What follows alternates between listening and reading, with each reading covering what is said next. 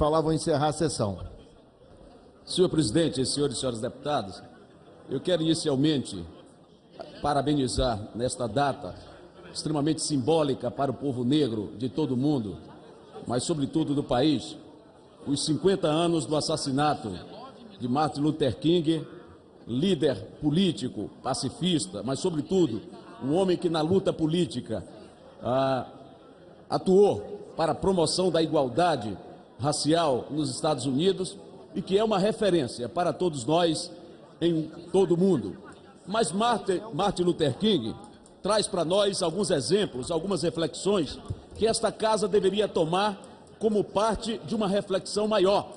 Ele nos dizia claramente que não era preciso, dizia ele, não vamos tomar o cálice do ódio e da vingança.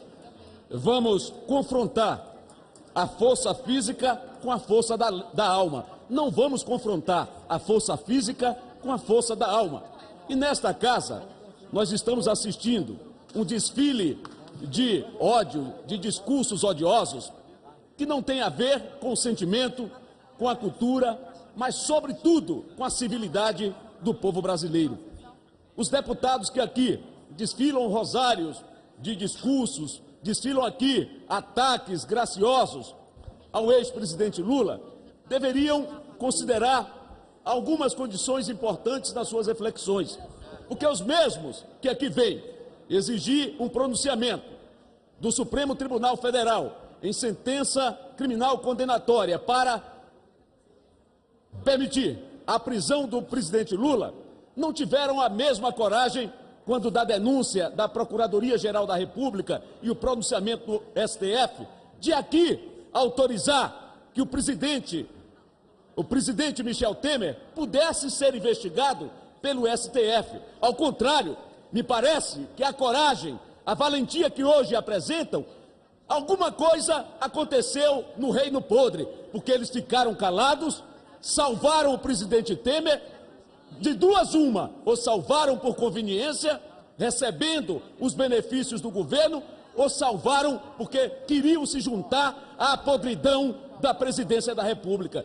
Essa deve ser, naturalmente, uma das avaliações que nós vamos fazer. E neste momento, como disse o deputado Trade, nós não devemos considerar aqui a opinião, o personalismo, para julgar, para exigir do Supremo Tribunal Federal uma avaliação personalista.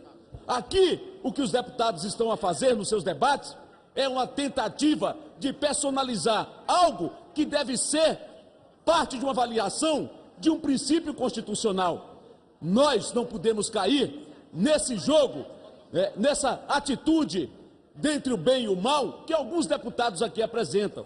Ora, a realidade que nós estamos a debater e o julgamento que será adotado pelo STF na tarde de hoje não pode e nem deve ter lugar apenas por uma visão personalista. O que nós queremos é que o Supremo Tribunal Federal, a Corte Maior desse país, como guardiã, inclusive, da própria Constituição, não analise o caso, mas analise a tese, analise o princípio constitucional da ampla defesa do trânsito e julgado em que as pessoas devem ter, independente de quem sejam elas, o direito constitucional de ir à última instância recorrendo sobre qualquer tipo de crime que lhes são imputados.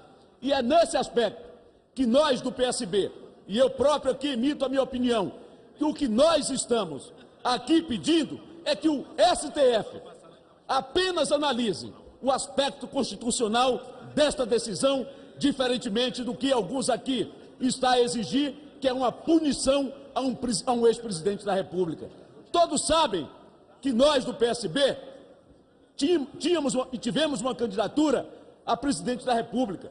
Todos sabem que aqui nós manifestamos uma posição, até no governo da ex-presidenta Dilma, de independência. Mas todos sabem que pela larga tradição democrática, libertária do PSB, de luta por justiça social, de respeito ao direito, de respeito à Constituição, nós não faltaríamos ao Brasil, não faltaríamos à sociedade brasileira para defender que o princípio constitucional da ampla defesa seja respeitado e seja aplicada a qualquer um dos cidadãos.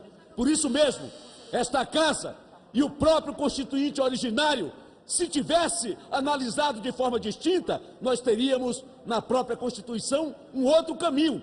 Portanto, Trade, quando você fez uma reflexão ontem, e até para eu que não sou um jurista, mas sou um curioso, um deputado, no princípio da hierarquia das leis, não pode uma súmula vinculante estar acima de um princípio constitucional. Uma súmula vinculante não pode estar acima de um princípio constitucional. Por isso, nós queremos que o Supremo Tribunal Federal, ao decidir hoje, decida pela constitucionalidade e não pela representação individual de um ou de outro que está sendo julgado, mas o princípio constitucional como fundamento da garantia dos direitos coletivos individuais da própria sociedade brasileira. Por isso, a nossa palavra em defesa da Constituição e de coragem do STF para julgar.